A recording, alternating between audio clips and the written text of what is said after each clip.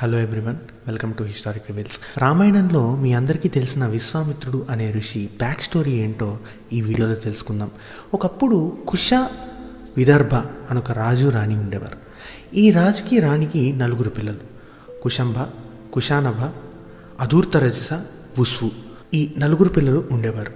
ఈ 4 పిల్లలు పెద్ద అయిన తర్వాత మీరు మీ యొక్క ఇండిపెండెంట్ నగరాన్ని నిర్మించుకోండి అని కుష అనే రాజు ఈ 4 పిల్లలకి చెప్పాడు. ఈ 4లో పెద్దవాడైన కుశంభ అనే రాజు కౌశంబి అనే నగరాన్ని నిర్మించాడు. అలాగే కుశానభ అనే రెండో కొడుకు మహోదయ అనే నగరాన్ని నిర్మించాడు.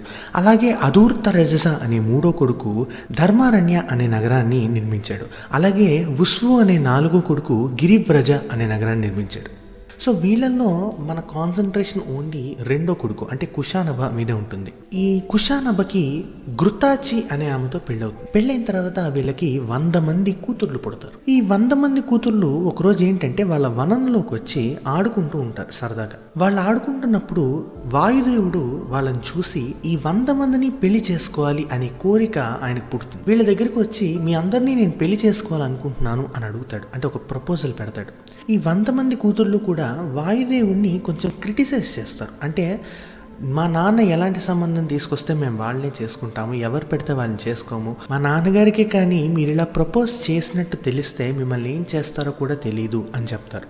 వాళ్ళ మాటలకి వాయుదేవుడు బాగా బాధపడతాడు. వాళ్ళకు ఒక శాపం ఇస్తాడు. ఆ శాపం ఏంటంటే వాళ్ళు ఏ అందాన్ని అయితే చూసుకొని అంత యాటిట్యూడెడ్గా మాట్లాడారో వాళ్ళ బాడీ మొత్తం కూడా రూపురేఖలు మారిపోవాలి అని శాపం ఇచ్చాడు. అంటే వాళ్ళ బాడీ యొక్క స్ట్రక్చర్ అనేది మారిపోతుంది, చాలా వికారంగా తయారవుతారు.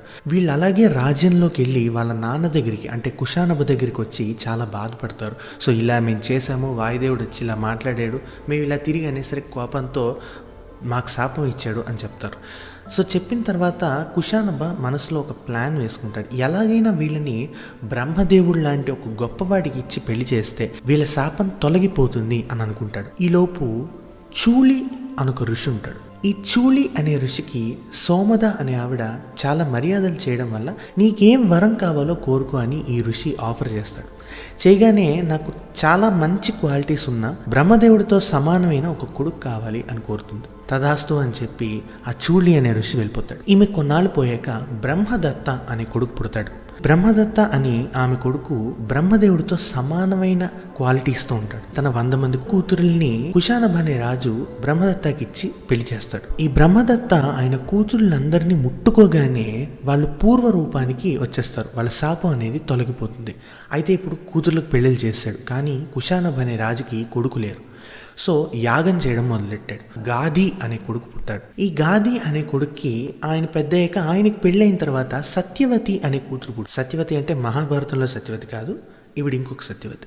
అయితే ఈ సత్యవతి అనే కూతురు ఒక ఓల్డ్ ఋషిని, ఒక ముసలి ఋషిని పెళ్లి చేసుకుంటుంది. ఆ ఋషి పేరు రుచిక. అయితే ఆయన్ని నాకు ఒక బ్రాహ్మణుడు కొడుకు కింద కావాలి, చాలా మంచి క్వాలిటీస్ ఉండాలి అనే కోరిక ఈ సత్యవతి కోరుతుంది. కోరిన తర్వాత ఆ ఋషి ఒక ప్రసాదం తయారు చేస్తారు, బియ్యపు గింజలతో చేసిన ప్రసాదం. ఈ ప్రసాదాన్ని తింటే నీ కొడుకు పుడతాడు అని చెప్తారు.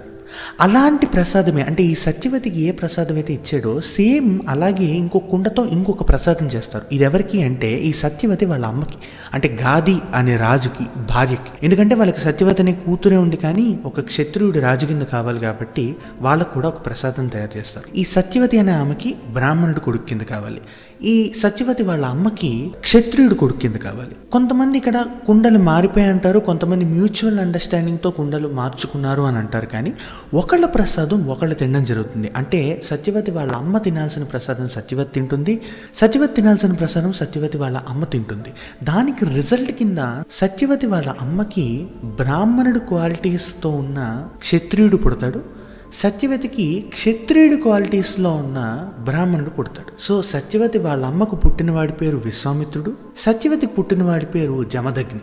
జమదగ్ని అంటే పరశురాముడి నాన్నగారు. So this all about Vishwamitra's birth. విశ్వామిత్రుడు పుట్టుక గురించి ఇదంతా. విశ్వామిత్రుడు రాజు అయిన తర్వాత ఏం జరిగిందో ఇప్పుడు తెలుసుకుందాం. ఆయన రాజు అయిన తర్వాత వన్ ఫైన్ డే తన సైన్యాన్ని తీసుకొని వశిష్ఠాశ్రమానికి వెళ్ళాడు. వశిష్ఠుడు అక్కడ ఆ ఆశ్రమాన్ని మెయింటైన్ చేస్తున్న విధానం చూసి చాలా ఆశ్చర్యానికి గురవుతాడు విశ్వామిత్రుడు. అరణ్యంలో ఒక ఆశ్రమాన్ని మెయింటైన్ చేయడానికి కావాల్సిన డబ్బులు కానీ సరుకులు కానీ ఎక్కడి నుంచి వస్తున్నాయని వశిష్ఠుడిని ప్రశ్నిస్తాడు. ప్రశ్నించిన వెంటనే వశిష్ఠుడు దానికి సమాధానం కింద, నా దగ్గర ఒక ఆవు ఉంది, ఆ ఆవు పేరు సబల, తన దగ్గర మనం ఏది తలుచుకొని ఏవి అడిగితే అది ప్రసాదిస్తుంది అని చెప్తాడు. వెంటనే ఆ ఆవును నాకు ఇచ్చేయమని వశిష్ఠుడిని అడుగుతాడు. కానీ వశిష్ఠుడు దానికి ఒప్పుకోకపోయేసరికి బలవంతంగా లాక్కొని తీసుకెళ్తాడు. వెళ్తున్న దారిలో వశిష్ఠుడు దాన్ని ఆపడానికి ట్రై చేస్తాడు, కానీ విశ్వామిత్రుడు ఆగకపోయేసరికి ఈ మధ్యలో ఈ లాక్కొని వెళ్తున్న సబల అనే ఆవుకి ఏం జరుగుతుందో అర్థం కాలేదు. వెంటనే వశిష్ఠుడు సబలతో మాట్లాడతాడు, నువ్వు వెంటనే నీ శక్తితో ఒక సైన్యాన్ని సృష్టించు, నిన్ను లాక్కెళ్ళిపోతున్న ఈ విశ్వామిత్రుడి సైన్యాన్ని తరిమి కొట్టు అని చెప్తాడు. అని చెప్పడం వల్ల వెంటనే తన శక్తితో ఈ సబల అనే ఆవు ఒక సైన్యాన్ని సృష్టిస్తుంది. ఈ విశ్వామిత్రుడి యొక్క సైన్యాన్ని తిరిగి కొడుతుంది. విశ్వామిత్రుడు ఓడిపోయాడు అనే బాధ తనకి దహించేస్తుంది లోపల. అందుకు వెంటనే తన రాజ్యంకి వెళ్ళిన తర్వాత తన కొడుకుల్లో కొడుక్కి తన రాజ్యాన్ని అప్పచెప్పి ఆ రాజ్యం మొత్తాన్ని త్యజించి తపస్సు చేయడానికి హిమాలయాలు వెళ్ళిపోతాడు. ఘోర తపస్సు చేశాడు.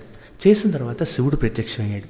నీకేం వరం కావాలో కోరుకో అని అడిగితే, I should be master of all weapons, అన్ని ఆయుధాలకి నేను ఒక మాస్టర్ని అవ్వాలి, నాకు అన్ని ఆయుధాలు ఎలా వాడాలో తెలియాలి, ఆ శక్తులన్నీ నాలో ఉండాలి అని కోరుకుంటాడు. తదాస్తు అని శివుడు అంటాడు. అనగానే వెల్ ప్రిపేర్డ్గా యుద్ధానికి మళ్ళీ వశిష్ఠుడి దగ్గరికి వస్తాడు. అన్ని అస్త్రాలు ప్రయత్నిస్తాడు. అన్ని అస్త్రాలు వశిష్ఠుడి దగ్గరికి రావడం, వశిష్ఠుడు లోపలికి వెళ్ళిపోవడం, అలాగే వశిష్ఠుడు కొడుకులు వాళ్ళ స్టాఫ్ అంతా ఆశ్రమంలో ఉంటారు. అన్ని ఆయుధాలు వాళ్ళ దగ్గరికి వచ్చి వాళ్ళ లోపలికి వెళ్ళిపోయి ఇమ్మర్స్ అయిపోయేవి తప్ప వాళ్ళకి ఏ ఎఫెక్ట్ ఉండేది కాదు. బ్రహ్మాస్త్రం ప్రయోగించిన వెంటనే ఆ బ్రహ్మాస్త్రం కూడా వశిష్ఠుడి దగ్గరికి వచ్చి ఆయనలో ఐక్యం అయిపోతుంది తప్ప ఆయన ఏం చేయదు. అయితే ఇంత శక్తి నార్మల్ మనిషికి ఉండదు, ఒక బ్రహ్మర్షి అయితేనే తప్ప ఇంత శక్తి రాదు అని విశ్వామిత్రుడు రియలైజ్ అవుతాడు. తన ఓటమిని అంగీకరించి మళ్ళీ తపస్సు చేయడానికి వెళ్తాడు. మళ్ళీ తపస్సు చేసిన తర్వాత ఈసారి బ్రహ్మదేవుడు ప్రత్యక్షం అవుతాడు. బ్రహ్మదేవుడు ప్రత్యక్షమయ్యి తన తపస్సుకి మెచ్చి తనకి రాజర్షి అనే బిరుదు ఇస్తాడు, kings among the kings. So రాజర్షి అని ఇచ్చిన టైటిల్కి విశ్వామిత్రుడు అంతగా సాటిస్ఫై అవ్వడు. ఎందుకంటే బ్రహ్మర్షి అవ్వాలి అంటే ఈయన ఇంకా 2 ర్యాంక్స్ క్రాస్ చేయాలి కాబట్టి సాటిస్ఫై అవ్వలేదు. ఈ లోపల ఇంకొక స్టోరీ జరుగుతుంది. అదే మన త్రిశంకు రాజుది. సూర్యవంశంలో త్రిశంకు అనొక రాజు ఉన్నాడు. ఆ రాజుకి తన శరీరం అంటే తనకు చాలా ఇష్టం. తన శరీర వ్యామోహం తనకు ఎక్కువ. అయితే తన శరీరంతోనే తన స్వర్గానికి వెళ్ళాలి అన్న కోరిక పుడుతుంది. ఆ కోరిక ఎలాగైనా దాన్ని నిజం చేసుకోవాలి అని, దానికి ఏమైనా మార్గం ఉందా అని వశిష్ఠుడిని అడగడం జరుగుతుంది. వశిష్ఠుడిని అడగగానే ఆయన ఇలా సమాధానం చెప్తాడు, ఇలాంటి తెలివి తక్కువ కోరికలు ఉండడం అంత మంచిది కాదు. ప్రపంచంలో ఎవడూ కూడా తన శరీరంతో స్వర్గానికి వెళ్ళలేడు. అలా వెళ్ళడం అంత శుభం కూడా కాదు. అందుకు దయచేసి అలాంటి ఆలోచనలు ఏమైనా ఉంటే మానుకో అని చెప్తాడు. కానీ త్రిశంకుడు దానికి సాటిస్ఫై అవ్వడు. ఎలాగైనా తన శరీరంతో తను వెళ్ళాలి అని చెప్పి వశిష్ఠుడు కొడుకుల దగ్గరికి వెళ్ళి, మీ నాన్నగారిని నేను ఇలా చేయమని అడిగాను కానీ ఆయన చేయలేదు, అట్లీస్ట్ మీరైనా నాకు ఈ వరాన్ని ప్రసాదించగలరా అని అడుగుతారు. మీరు మమ్మల్ని ఇలా అడిగి మమ్మల్ని అవమానించారు, మా నాన్నగారు చెయ్యింది ఏది కూడా మేము చెయ్యం, మీ శరీరం మీదే కదా మీకు ఇంత వ్యామోహం, మీరు ఒక చండాలుడు అవ్వాలి అని శాపం ఇస్తారు. మన్నాడు పొద్దున్న త్రిశంకుడు లేవగానే తన శరీరం మొత్తం మారిపోతుంది, తన రూపం మొత్తం మారిపోతుంది. తను రాజుని కూడా ఎవరు గుర్తించరు. తన రాజ్యం నుంచి తనన్నే వెలివేసేస్తారు, బయటికి పంపించేస్తారు. ఈ త్రిశంకుడు ఏం చేయాలో తెలియక అటు ఇటు తిరుగుతూ విశ్వామిత్రుడు ఆశ్రమానికి వస్తాడు. విశ్వామిత్రుడు వెంటనే ఈ త్రిశంకుడిని గుర్తుపడతాడు. నువ్వు త్రిశంకు రాజు కదా, ఇక్కడ ఏం చేస్తున్నావు అని అడుగుతాడు. అడిగితే తనకు జరిగిన స్టోరీ మొత్తాన్ని చెప్తాడు.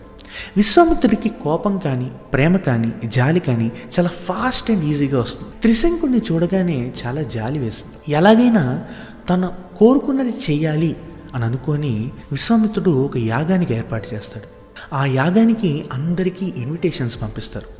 అందరూ వస్తారు కానీ వశిష్ఠుడు కొడుకులు మాత్రం రారు. ఒక చండాలుణ్ణి స్వర్గానికి పంపించే ప్రక్రియ ఏదైతే ఉందో అదంతా కరెక్ట్ కాదని వశిష్ఠుడు కొడుకులు ఎవరూ కూడా రాకుండా రిజెక్ట్ చేశారు. వాళ్ళు రాలేదనే కోపంతో వాళ్ళు 7 జన్మల పాటు కుక్క మాంసం తినే వాళ్ళ కింద పుట్టాలి అని విశ్వామిత్రుడు శాపం ఇచ్చాడు. ఈలోపు యాగం అనేది స్టార్ట్ అయింది. యాగం స్టార్ట్ అయిన తర్వాత ఒకానొక టైంలో వీళ్ళు యాగంలో కొన్ని ఆఫరింగ్స్ ఇస్తూ ఉంటారు. అవి ఇచ్చిన ప్రతిసారి దేవతలు వచ్చి వాటిని స్వీకరించాలి. కానీ విశ్వామిత్రుడు ఇచ్చే టైంకి ఏ దేవతలు రాలేదు. సో రాకపోయేసరికి ఆ యాగానికి వచ్చిన వాళ్ళందరూ మనసులో నవ్వుకున్నారు. విశ్వామిత్రుడికి చాలా కోపం వచ్చింది. నా తపస్సుకే కానీ ఫలితం ఉంటే, నేనే కానీ మహాత్ముడినైతే నువ్వు ఇప్పుడే స్వర్గానికి వెళ్ళాలి అని చెప్పి నెయ్యిని తీసుకొని మంటలో వేశాడు. వేసిన వెంటనే త్రిశంకుడు పైకి లేవడం స్టార్ట్ చేశాడు. పైకి లేచి గాల్లో ఎగురుకుంటూ వెళ్ళి స్వర్గం వరకు వెళ్ళిపోతాడు. స్వర్గం వరకు వెళ్ళిన తర్వాత అక్కడ ఇంద్రుడు చూసి, నువ్వు ఒక చండాలుడు వేయండి, ఒక మానవ శరీరంతో స్వర్గానికి వచ్చావు, ఇక్కడి నుంచి వెళ్ళిపో అని చెప్పి తోస్తాడు. సో ఇంద్రుడు తొయ్యగానే ఇలా ఉండాల్సిన త్రిశంకుడు తలకిందుల కింద మారిపోయి కింద పడిపోతూ ఉంటాడు. కింద పడిపోతూ విశ్వామిత్ర నన్ను కాపాడు అని అరుస్తూ ఉంటాడు. విశ్వామిత్రుడు చూసి అక్కడే ఆగు అని అనగానే గాల్లో త్రిశంకుడు ఆగిపోతాడు. ఆగిపోగానే ఇంద్రుడు అలా చేశాడు అనే కోపంతో త్రిశంకుడు ఎక్కడైతే ఆగాడో అక్కడే ఒక స్వర్గాన్ని నిర్మించాడు. కొత్త ఇంద్రుణ్ణి, కొత్త దేవతల్ని, అందరినీ సృష్టించాడు. దాన్ని త్రిశంకు స్వర్గం అంటారు. అందరూ విశ్వామిత్రుడు చేసిన పనికి చాలా ఆశ్చర్యపోయారు. ఇప్పుడు విశ్వామిత్రుడి యొక్క తపోఫలం మొత్తం అయిపోయింది. ఇంకేం చేయాలి అని చెప్పి పడమరికి వెళ్ళి మళ్ళీ తపస్సు చేయడం స్టార్ట్ చేశారు. ఈసారి దేవతలందరూ ప్రత్యక్షమయ్యి ఋషి అనే పొజిషన్ ఇచ్చారు. ఋషి అయినా కూడా ఆ వచ్చిన ర్యాంక్కి విశ్వామిత్రుడు సాటిస్ఫై అవ్వలేదు. మళ్ళీ తపస్సు చేయడం మొదలెట్టాడు. ఈసారి దేవతలకు కోపం వచ్చి డిస్టర్బ్ చేయాలని చెప్పి మేనకని పంపించారు. మేనక కిందకు వచ్చి విశ్వామిత్రుడు ఎక్కడైతే తపస్సు చేస్తున్నాడో అక్కడ ఆవిడ చేసిన కొన్ని చర్యల వల్ల విశ్వామిత్రుడు డైవర్ట్ అయ్యి మేనకతోనే ఒక 10 years గడపడం స్టార్ట్ చేశాడు. 10 ఏళ్ల తర్వాత రియలైజేషన్ వచ్చింది. నేను చేసింది తప్పు అని తెలుసుకున్నాడు. మళ్ళీ తపస్సు చేయడం స్టార్ట్ చేశాడు. ఈసారి తపస్సు చేసినప్పుడు బ్రహ్మదేవుడు ప్రత్యక్షమయ్యాడు. బ్రహ్మదేవుడు ప్రత్యక్షమయ్యి అతనికి మహర్షి అనే బిరుదు ఇచ్చాడు. అయినా సరే సాటిస్ఫై అవ్వలేదు. బ్రహ్మర్షి కావాలి, కానీ మహర్షి వచ్చింది. ఇలా కాదు, ఈసారి అలాగైనా బ్రహ్మర్షి అనే ర్యాంక్ రావాలి అని చెప్పి 1000 సంవత్సరాలు తపస్సు చేయడం స్టార్ట్ చేశాడు. స్టార్ట్ చేసిన తర్వాత మళ్ళీ ఇతని తపస్సుకి భంగం కలిగించాలి అని చెప్పి ఈసారి రంభని పంపిస్తాడు. రంభ వెళ్ళడానికి కొంచెం ఆలోచిస్తుంది, ఎందుకంటే విశ్వామిత్రుడికి కోపం ఎక్కువ, ఎక్కడ శాపం ఇస్తాడో అని భయపడుతుంది. కానీ ఇంద్రుడు సర్ది చెప్తాడు, నువ్వేం భయపడక్కర్లేదు, నీతో పాటు మన్మధుడిని పంపిస్తాను. సో దానివల్ల కాలం కూడా కొంచెం అనుగుణంగా మారుతుంది కాబట్టి విశ్వామిత్రుడు డైవర్ట్ అవుతాడు అని చెప్తాడు. విశ్వామిత్రుడు తపస్సు చేసుకుంటూ ఉంటే రంభ వస్తుంది. అతను చూసి రంభ తనని డిస్టర్బ్ చేయడానికి వచ్చింది అని తెలుసుకొని రంభకి నువ్వు 10,000 సంవత్సరాల పాటు ఒక రాయి కింద మారిపోవాలి అని శాపం ఇస్తాడు. శాపం ఇచ్చి తన తపస్సుని తను కంటిన్యూ చేయడం స్టార్ట్ చేస్తాడు. మొత్తానికి తపస్సు అయింది. అందరూ దేవతలు ప్రత్యక్షమయ్యి ఆయనకి బ్రహ్మర్షి అనే బిరుదు ఇచ్చారు. బ్రహ్మర్షి అని బిరుదు ఇచ్చిన వెంటనే నేను బ్రహ్మర్షిని అనే మాట వశిష్ఠుడు నోటి నుంచి రావాలి, లేదా నేను సాటిస్ఫై అవ్వలేను అని చెప్తాడు. వశిష్ఠుడు కూడా అక్కడే ఉంటాడు. ఒక చిన్న నవ్వు నవ్వి నువ్వు నిజంగా బ్రహ్మర్షివే అని ఒప్పుకుంటాడు. That's all about Vishwamitra. చాలామంది భగీరథ ప్రయత్నం అంటారు, కానీ విశ్వామిత్రుడు తన సెల్ఫ్ కోసం తను చేసింది కూడా చాలా పెద్ద ప్రయత్నమే. Hope you like this video. Thanks for watching.